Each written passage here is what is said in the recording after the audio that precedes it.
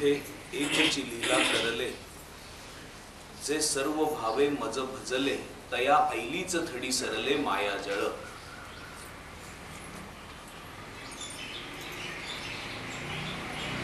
सर्व भावानी भजन हे आवश्यक आहे. सद्गुरू आवश्यक आहेत. जया सद्गुरू तारू पुढे, जे अनुभवाचे कासे गाढे.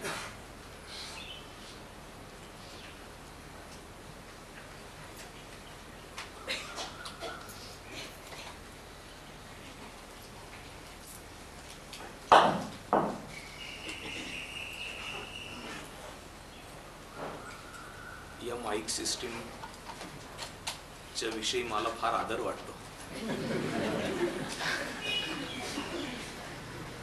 एकतर बिन बोभाट जवळपास कधीही अडचण न येता आपल्याला त्या सिस्टीममुळे ऐकू येतं, त्या पद्धतीमुळे ऐकू येतं. आणि जेव्हा कधी ती बंद पडते तेव्हा ती आहे याची जाणीव होते. आपणच सर्व काही करतोय ही जाणीव काढून टाकण्यासाठी म्हणून आपल्याला त्याचा फार उपयोग होतो.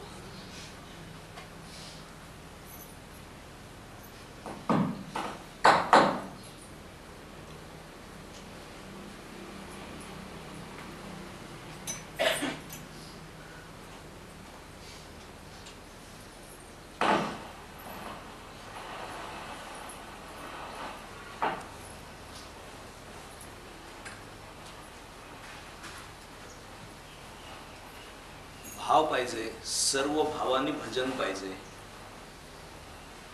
त्या भावाला सद्गुरूंनी वळण दिलेलं असलं पाहिजे. सद्गुरू हे तारू सारखे पाहिजेत, नावाड्यासारखे पाहिजेत आपल्या जीवनाला. बाकी सद्गुरू आहेत त्यांच्या ठिकाणी आहेत, पण ते माझे नावाडी आहेत असं मला वाटत नाही. जन्माला येऊन सद्गुरू केले पाहिजेत म्हणून सद्गुरू केले असं नाही.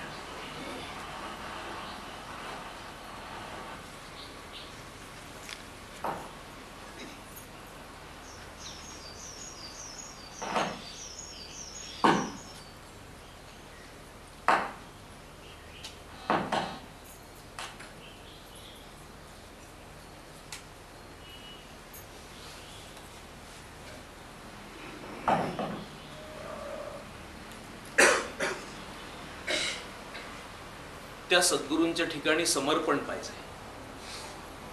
आत्मनिवेदन पाहिजे. आत्मनिवेदन, आत्मसमर्पण हाच कोणी एखादा तराफा असावा.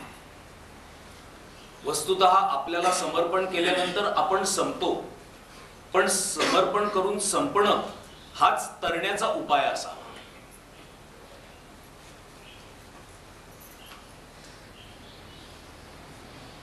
आत्मबोधाचा ध्रुव तारा ध्येय म्हणून साधकाच्या समोर सातत्याने असावा. या सगळ्या अपेक्षा श्रवणामध्ये पुऱ्या व्हाव्या. वैराग्य असावं, तोच मी आहे अशा प्रकारचा भाव असावा. आणि वृत्ती निवृत्त करण्याची अपेक्षा असावी. आपण जी श्रवण भक्ती पाहतो आहोत त्याच्यात आतापर्यंत अत्यंत हळुवारपणाने, हळुवार चित्ताने श्रवण केलं पाहिजे हे पाहिलं.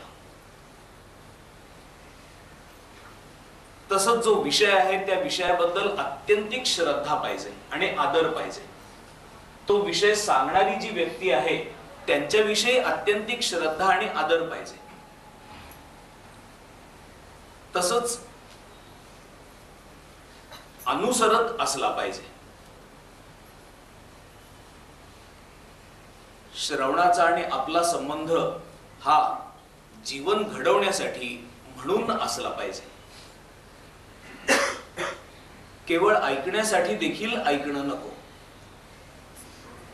अर्जुनाची पांती परिसणया योग्य होती, तसंच श्रवण करताना अर्जुनाच्या योग्यतेचे असे आपण असायला पाहिजे असं ज्ञानेश्वर महाराज आपल्याकडून अपेक्षा करतात.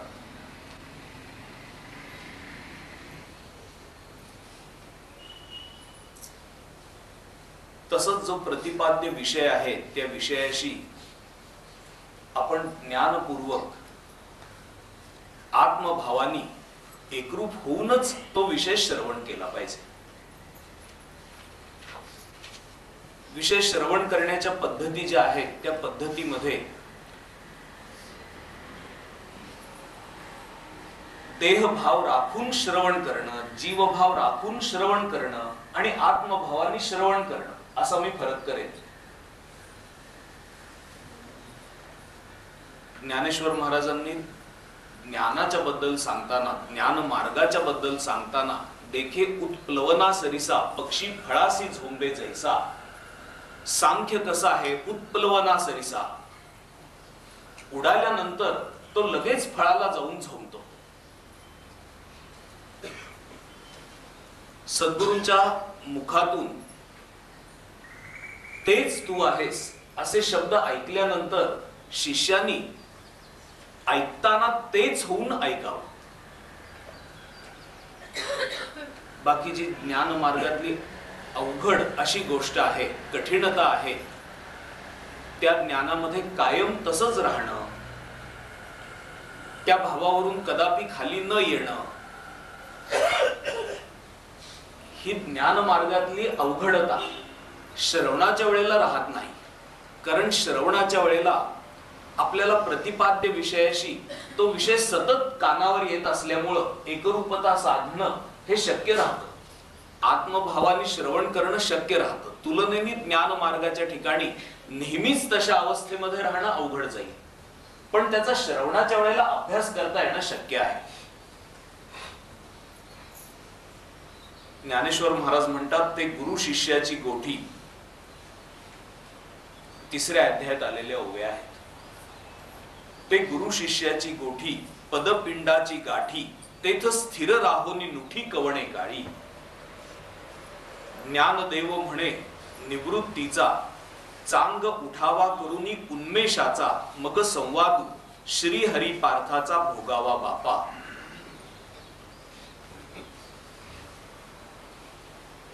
ते गुरु शिष्याची गोठी पदपिंडाची गाठी. गुरु शिष्याची गोठी कशी व्हायला पाहिजे तर पद आणि पिंड एकरूप होऊन, पद याचा अर्थ परमात्म पद, परमात्म सत्ता. परमात्म सत्तेशी ऐकणारा जो आहे तर तो एकरूप होऊन ऐके. ते गुरु शिष्याची गोठी पदपिंडाची गाठी. त्याच्याऐवजी जे ऐकणं घडतं ते ऐकणं मनाच्या पातळीवर केवळ घडतं अथवा इंद्रियांच्या पातळीवर घडतं. मनाच्या पातळीवर घडतं याचा अर्थ मनात ज्या कल्पना असतात त्या कल्पनांना पुष्टीदायक असं श्रवण केवळ घडत जातं. मनाचे जे ग्रह तयार झालेले असतात त्या ग्रहांना बळकटी देणारं असं श्रवण घडलं जातं. प्रत्यक्षतः जो शास्त्र विषय आहे तो शास्त्र विषय मन नाहीस झाल्यावर मग अनुभवाला येणारा आहे. त्याच्याविषयी मनाने केलेली कल्पना हे कितीही शुद्ध मन असेल तरी अलीकडची राहील, साक्षात राहणार नाही. त्यामुळे मनात येणारी कल्पना, उदाहरणार्थ एखादं शहर तुम्ही पाहिलेलं नाही, त्या शहराविषयी तुमची कल्पना कितीही उत्तम असली, यथार्थ करण्याचा प्रयत्न केला तरी देखील ती अलीकडची राहील, ती यथार्थ राहू शकत नाही.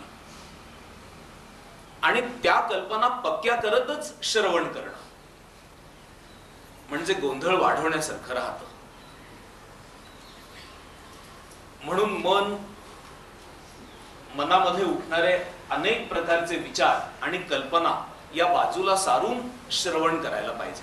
हाच विषय मागत ज्ञानेश्वर महाराजांनी जसा घटामध्ये, रिकाम्या घटामध्ये जसं उदक भरावं, जर आधीच त्याच्यात काही भरलेलं असेल तर आणि काही भरता येणं कठीण आहे. एकदा असं झालं की एका सद्गुरूंकडं एक शिष्य गेला आणि म्हणाला की मला आपल्याकडून काही उपदेश हवा आहे.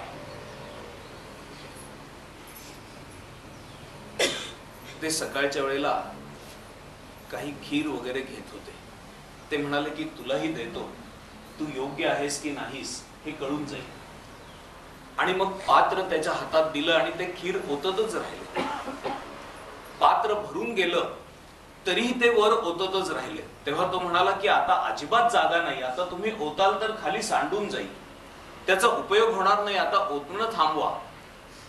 तेव्हा ते म्हणाले की आधी भरलेल्या गोष्टी अशाच रिकाम्या जर केल्या नाहीत, काढून टाकल्या नाहीत, तर मग वरून भरण्याचा उपयोग काही होत नाही.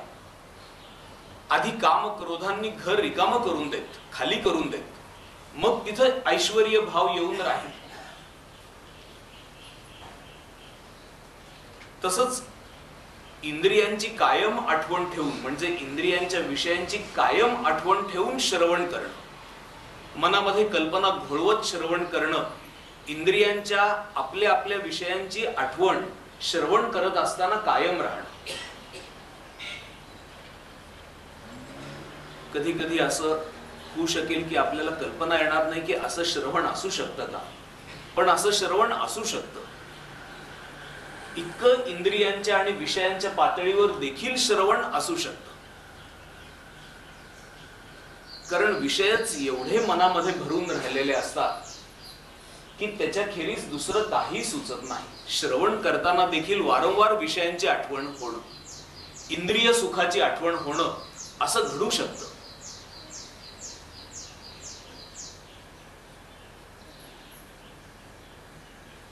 आणि खूप बलवत्तर असतील या आठवणी तर श्रवणातून अर्थ देखील तसेच काढले जातात. एकदा असं झालं की भगवान बुद्ध निरूपण करत असताना, प्रवचन करत असताना रोज प्रवचन करायचे आणि प्रवचन झाल्यानंतर एक 2-5 मिनिटं सर्वजण ध्यानाला बसायचे. ते असं सांगायचे की आता आपण थोडं ध्यानाला बसू. आणि मग असं रोजच चालत असे. रोज प्रवचन आणि प्रवचन झाल्यानंतर रोज ध्यानाला बसणं. त्यामुळे मग रोज ध्यानाला बसू आता आपण, असं ते म्हणे नसे झाले. त्याच्याऐवजी ते म्हणायला लागले की आता आपण नेहमी करतो तशा रीतीने आपण करू, असं ते म्हणायला लागले. प्रवचन झाल्यानंतर सगळ्यांनी डोळे मिटून ध्यानाला बसायचं, नेहमी जसं आपण करतो तसं करू, असं म्हणायला लागले. त्या दिवशी त्यांच्या प्रवचनाला इतर लोकांच्या बरोबरच श्रवणाची आवड म्हणून किंवा काय बोललं जातं ते ऐकायचं आहे म्हणून एक चोर येऊन बसला. तसंच एक कुकर्मी स्त्री येऊन बसली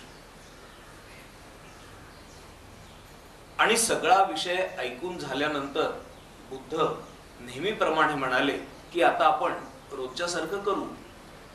आणि सगळेजण ध्यानाला बसले. तेव्हा त्या चोरांनी पाहिलं की रात्री 10 वाजता निरूपण सुरू झालं, 11-11:30 वाजले, आता आपण जायला पाहिजे, रोजच्या सारखं करायला पाहिजे. म्हणून चोर तिथून हळूच सटकला.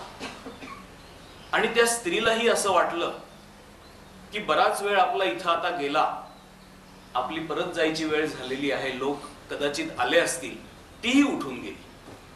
अशा रीतीने ऐकत असताना देखील जे काही ऐकलं त्याच्याऐवजी जो काही ग्रह आहे, जे इंद्रियांचे विषयांचे भाव आहेत, त्याच भावाचं स्मरण ऐकल्यानंतर देखील राहायची शक्यता आहे. जर सावध चित्ताने ऐकलं नाही तर असं होत असतं. मी नुकताच एक विनोद वाचला की एका कीर्तनकाराला डॉक्टर तपासत होते आणि तपासताना त्यांनी विचारलं की बुवा, तुम्हाला झोपेत बडबडण्याची सवय आहे का? तर ते म्हणाले की मी माझ्या झोपेत बडबडत नाही, पण लोक झोपलेले असताना बडबडण्याची मला सवय आहे. लोक जसे विषयांच्या अधीन होतात, आपल्या मनाच्या कल्पना चालवत राहतात श्रवण करत असताना, तसंच झोपेसारख्या ज्या गोष्टी आहेत त्याच्या देखील अधीन होतात. जर एकच एक विषय असेल, आपण अगदी ताजेतवाने नसू, तर मग झोप लागायला हरकत काहीच नाही. ज्ञानेश्वर महाराज म्हणतात, ते गुरु शिष्याची गोठी, पदपिंडाची गाठी, तेथ स्थिर राहोनी नुठी कवणे काळी. ही गोष्ट गुरु शिष्यांमध्ये आहे. गुरु शिष्याच्या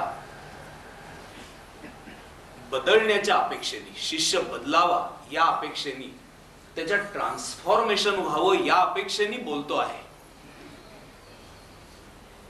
परत बोलत असताना गुरु आपला स्वतःचा आत्मभाव राखून बोलतो आहे. पदाच्या ठिकाणी स्थिर राहूनच गुरु बोलतो आहे. शिष्याने आपल्या पिंडावरून, पिंड म्हणजे मी देह, मी जीव, या भावावरून वर उठून ऐकायचं आहे. शिष्याने देखील त्या पदाला झोंबण्यासाठी म्हणून तयार राहायचं आहे. ऐकत असताना आपण त्या प्रतिपाद्य विषयाशी एकरूपच झालो अशा भावानीच ऐकायचं आहे. ते गुरु शिष्याची गोठी, पदपिंडाची गाठी, तेथ स्थिर राहोनी नुठी कवणे काळी. ऐकत असताना, श्रवण करत असताना त्या ठिकाणी स्थिर राहूनच ते ऐकावं. उठू नये त्या ठिकाणाहून, उठून बाजूला बाहेर कुठं जाऊ नये. पदपिंडाची गाठी, जसा देहभाव आहे तसा जीवभाव देखील आहे. ते जीवभावातून देखील श्रवण घडू शकेल. जीवभावाने श्रवण करताना देखील एक तादात्म्य प्रतिपाद्य विषयाशी आपण एक होतो आहोत असा देखील अनुभव येऊ शकेल.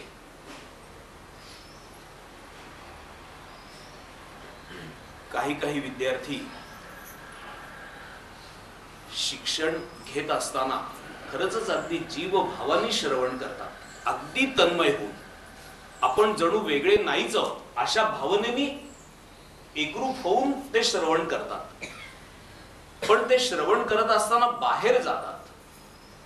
जो विषय आहे त्या विषयाशी एकरूप व्हायचं असेल, जर समजा अर्थशास्त्र असा काही विषय आहे, इंजिनिअरिंग असा काही विषय आहे, तर विषयाच्या संपूर्ण कल्पनेशी जीवभावाने ते एकरूप होतात. पण इथं जो प्रतिपाद्य विषय आहे, तो प्रतिपाद्य विषय तुमच्या संबंधी आहे, कुठल्या बाहेरच्या शास्त्राविषयी नाही. तुमच्या अंतर्गत अशा गोष्टी विषयी आहे. तुमच्या शुद्ध जाणीवेविषयी बोललं जात आहे, तुमच्या आत्मभावाविषयी बोललं जात आहे. त्यामुळे बाहेर कुठं एकरूपता नाही, बाहेरच्या त्या विषयाशी कुठं एकरूपता नाही. ती एकरूपता आतच आहे. तेथ स्थिर राहोनी नुठी कवणे काळी. ज्ञानदेवो म्हणे निवृत्तीचा, चांग उठावा करुनी उन्मेषाचा. मग संवादू श्रीहरी पार्थाचा भोगावा बापा. म्हणून ज्ञानेश्वर महाराज म्हणतात की हे जर ऐकायचं असेल तर असं ऐकायला लागेल. चांग उठावा करुनी उन्मेषाचा. उन्मेष म्हणजे ज्ञान. त्या ज्ञानाचा चांगला उठावा करून, आपल्या मनामध्ये ज्ञान चांगलं जागून, मग संवादू श्रीहरी पार्थाचा भोगावा बापा. मग श्रीहरी आणि पार्थ यांचा संवाद आपण भोगावा, एकरूप होऊन भोगावा. आत्मभावाने श्रवण करावं.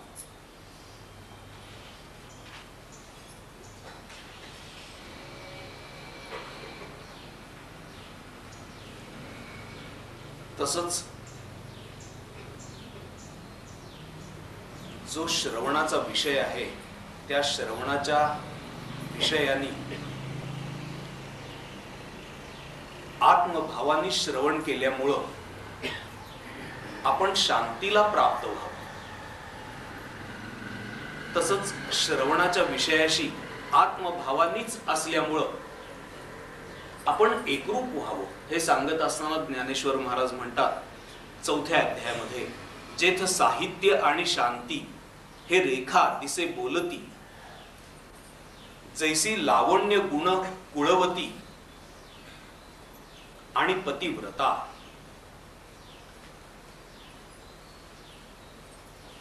साहित्य आणि शांती, श्रवणाची आवड असावी, आदरपूर्वक श्रवण करावं, अति हळुवारपणाने श्रवण करावं, आपल्या स्वतःला बदलण्यासाठी म्हणून श्रवण करावं. जे आपण ऐकणार आहोत ते ऐकण्याची आपल्याला आवश्यकता आहे हे माहीत करून घेऊन श्रवण करावं. म्हणून अर्जुनाची पांती आपल्या ठिकाणी दैन्य आहे या आत्मभावाचं. ते दूर होण्यासाठी म्हणून श्रवण करावं, आत्मभाव श्रवण करावं. एवढं सांगितल्यानंतर जेथ साहित्य आणि शांती हे रेखा दिसे बोलती, अशा भावाने श्रवण केल्यानंतर जे आपण ऐकू ते साहित्य असेल आणि त्यांनी प्राप्त होईल शांती. साहित्य याचा अर्थ नाना प्रकारच्या उपमा, अलंकार, रूपक, गद्य, पद्य, काव्य, नाटक, ललित अशा प्रकारच्या शब्दांच्या गुणांमुळे प्रतिपाद्य विषय हा अंतःकरणामध्ये ठसवण्याची युक्ती, ठसवण्याची पद्धत म्हणजे साहित्य. हे साहित्य अनेक बाबतीत असू शकेल, अनेक विषयांच्या संदर्भात असू शकेल.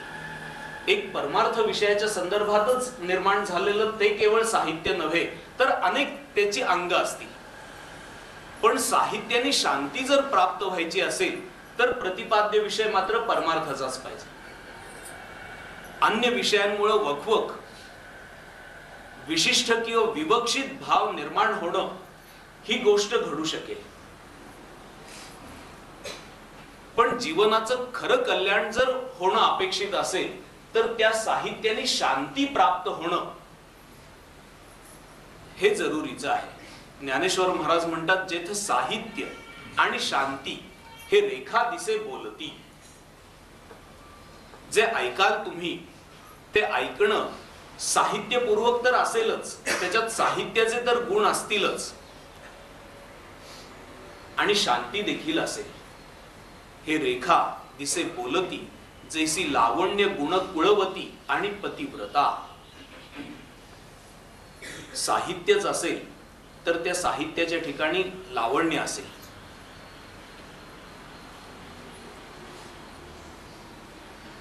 पण अशी भगिनी, अशी स्त्री की जिच्या ठिकाणी लावण्य उत्तम आहे, परत गुण देखील आहेत, ती कुलवान आहे आणि पतिव्रता आहे. जैसी लावण्य गुण कुळवती आणि पतिव्रता. खूप उत्तम लावण्य असेल तर तितकेच उत्तम गुण देखील असतील. उत्तम उत्तम गुणांचा तिने अभ्यास केलेला असेल. तसंच उत्तम कुळातला तिचा जन्म असेल आणि इतकं सुंदर सौंदर्य, गुण, उत्तम कुळ असं असताना अजून एक महत्वाचा गुण म्हणजे ती पतिव्रता असेल. एकालाच अनुसरणारी अशी ती असेल.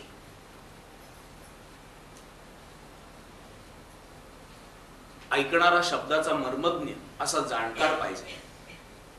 साहित्यामध्ये रस घेणारा असा पाहिजे.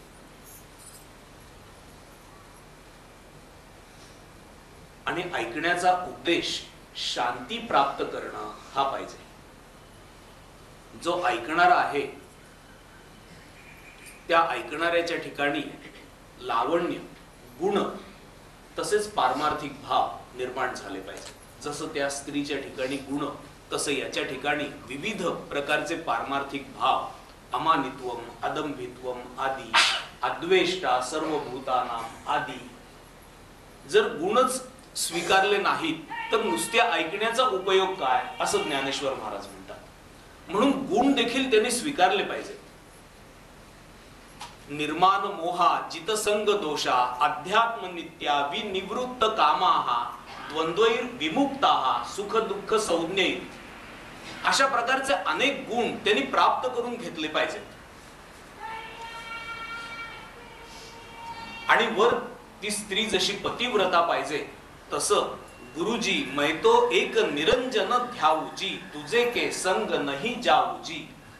एक आता माझ्या जीवनाचं उद्देश आहे ते म्हणजे ते निरंजनाची प्राप्ती. मी आता त्याच्याशी एक रूप आहे. मेरा तो गिरीधर गोपाल, दुसरा न कोई. याचा अर्थ असा की आता एक आत्मरूप होण्याखेरीज दुसऱ्या कशा करताही मी जगणार नाही, असा एकनिष्ठेचा भाव, एकनिष्ठतेचा भाव त्याच्या ठिकाणी निर्माण व्हायला हवा, त्याच्या ठिकाणी असायला हवा. जेथ साहित्य आणि शांती हे रेखा दिसे बोलती, जैसी लावण्य गुण कुळवती आणि पतिव्रता. 9व्या अध्यायामध्ये ज्ञानेश्वर महाराज म्हणतात, तरी एकले अवधान दीजे, मग सर्व सुखासी पात्र होईजे, हे प्रतिज्ञोत्तर माझे उघड ऐका. परी प्रौढी न बोलो होजी, तुम्हा सर्वज्ञांच्या समाजी, देयावे अवधान, हे माझी विनवणी सलगीची. एकविध अवधान देऊन, एकल अवधान देऊन मी सांगतो ते श्रवण करा, असं ज्ञानेश्वर महाराज या ठिकाणी म्हणतात. 14व्या अध्यायात पुन्हा याचाच उल्लेख त्यांनी केलेला आहे. तो म्हणेगा अर्जुना, अवधानाची सर्व सेना मिळवुनी या ज्ञाना झोंबावे हो. अवधानाची सर्व सेना मिळवून या ज्ञानाला झोंबावं, असं ज्ञानेश्वर महाराज म्हणतात. त्याच्याकरता अवधानाची सर्व सेना एक करण्यासाठी उपाय, युक्ती देखील ते सुचवतात. आता इंद्रिय जात आघवे, 4थ्या अध्यायातली ओवी आहे. आता इंद्रिय जात आघवे, तिही श्रवणाचे घर रिघावे, मग संवाद सुख भोगावे गीताख्य हे. 1 पॉइंटेड अटेन्शन, एकल अवधान, ही ऐकण्याची एक खुबी आहे आणि सर्व प्रकारच्या श्रवणाला ती उपयोगी पडणारी आहे. जशी परमार्थ श्रवणाला उपयोगी पडणारी आहे, तसं एरवी देखील सर्व प्रकारच्या श्रवणाला एकल अवधान ही अत्यंतिक महत्वाची गोष्ट आहे.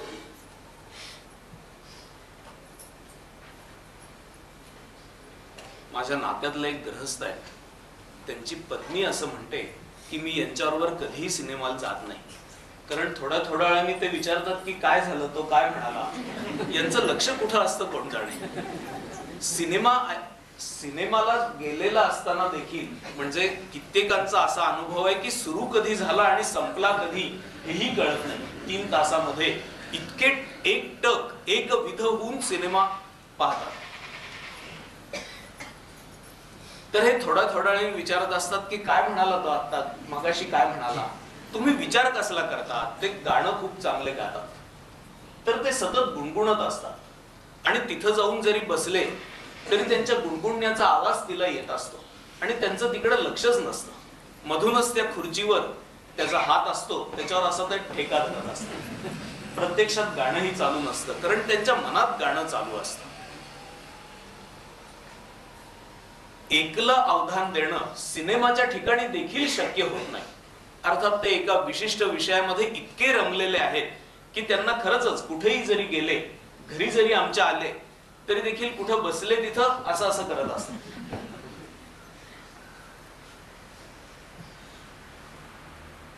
एकलं अवधान देऊन ऐका असं सांगितलं जातं, पण एकलं अवधान द्यायचं कसं, त्याच्या युक्त्या काय. आपण ऐकत असताना मनामध्ये कोणत्याही प्रकारचा विचार उठू न देता केवळ ऐकणं जे आहे तेच काम करायला हवं, असं ऐकायचं.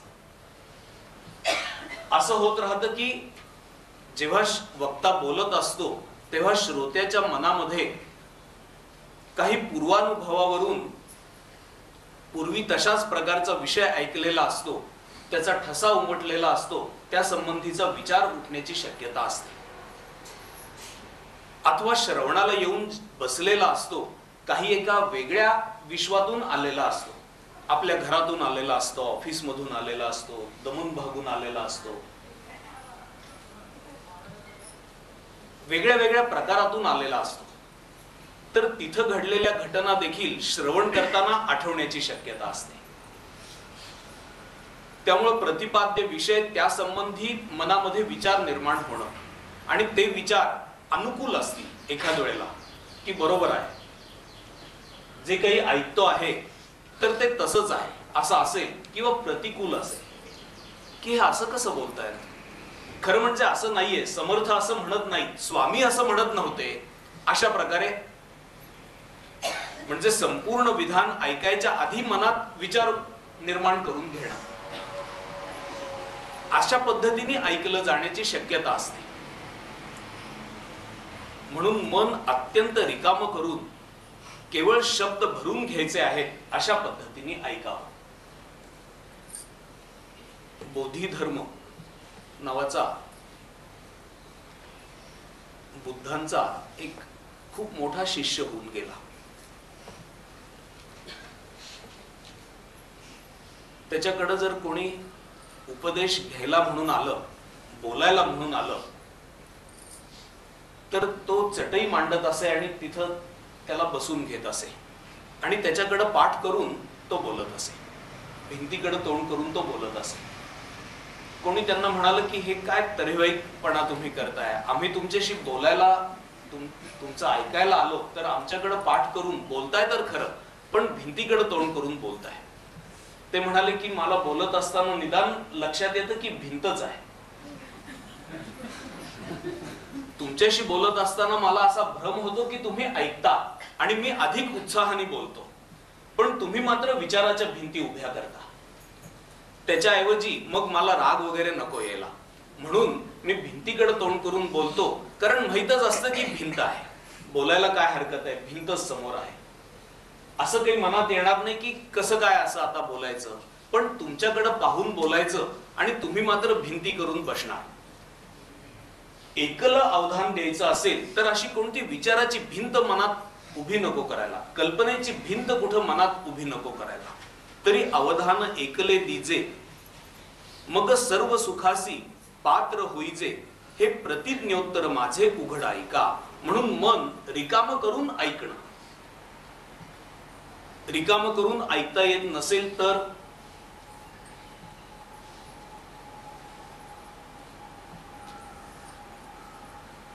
एकदम मन रिकाम होत नाही. त्याच्या आधीची काही अवधान एकलं देऊन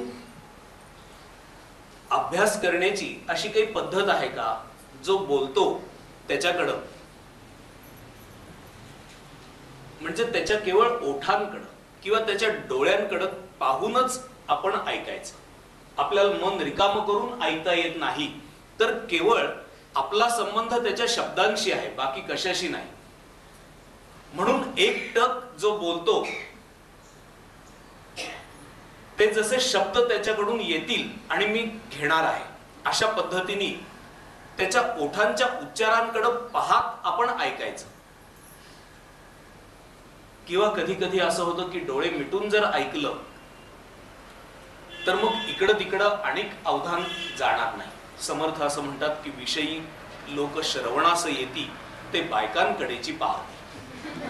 चोरटे लोक घेऊन जाती पादरक्षा. अवधान बाजूला जाण्याचं कारण काय? तर विषय. म्हणून डोळे मिटून ऐकायचं. मात्र तुम्ही सगळ्यांनी डोळे मिटले तर मला उत्साह येणार नाही. पण हा एक उपाय आहे, कोणी कोणी तसा करतात देखील. अगदी अलीकडच्या या शिक्षणाच्या पद्धतीमध्ये सांगितले जाणारे हे उपाय आहेत की ओठांकडे लक्ष द्या प्रोफेसरांच्या, बाकी कशाकडे लक्ष देऊ नका.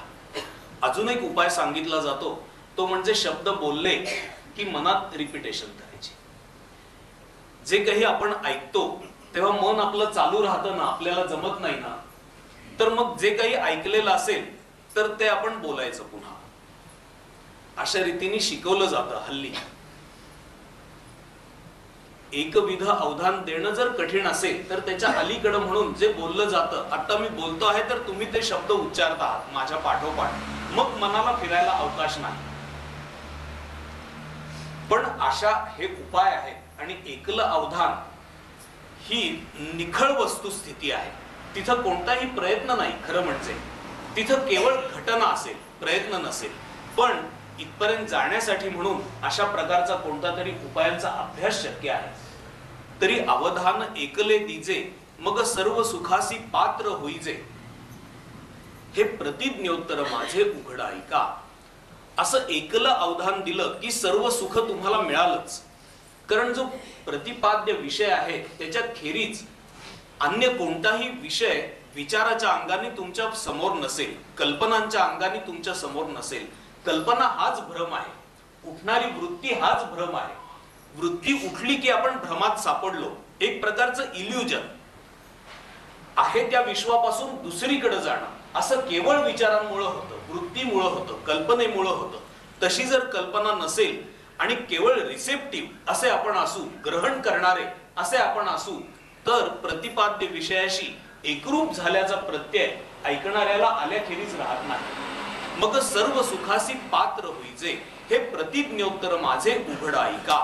परी प्रौढी न बोलो होजी, तुम्हा सर्वज्ञांच्या समाजी देयावे अवधान, हे माझी विनवडी सलगीची. ही ज्ञानेश्वर महाराजांची विशेषता आहे.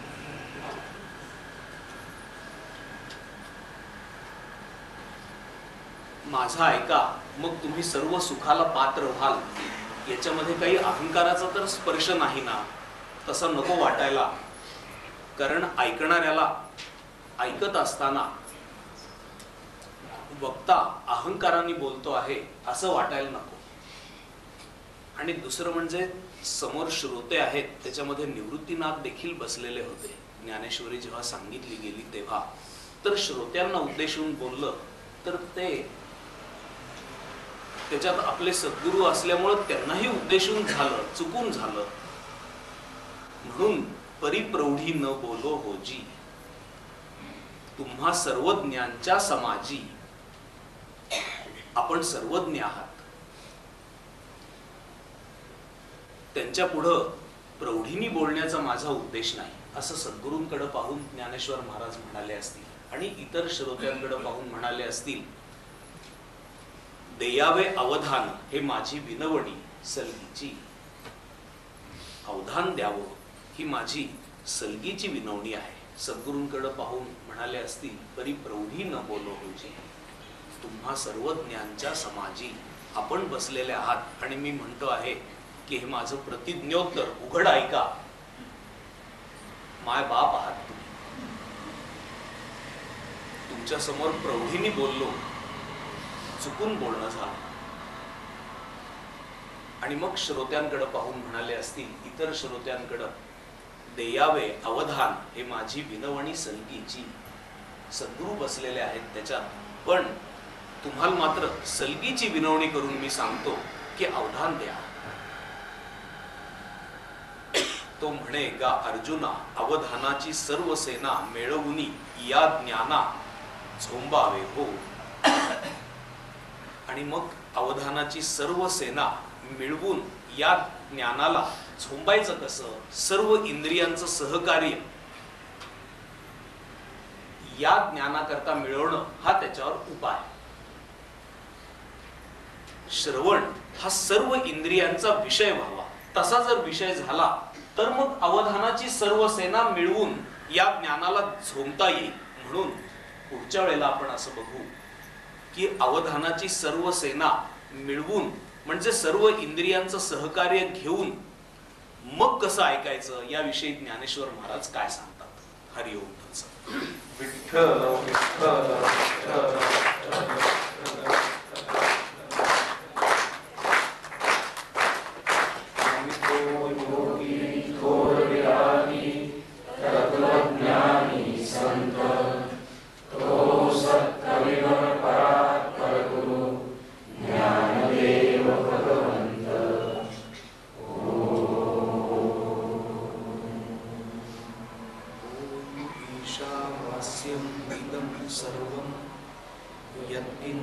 जगत्यां जगत् तेन त्यक्तेन मुञ्जीता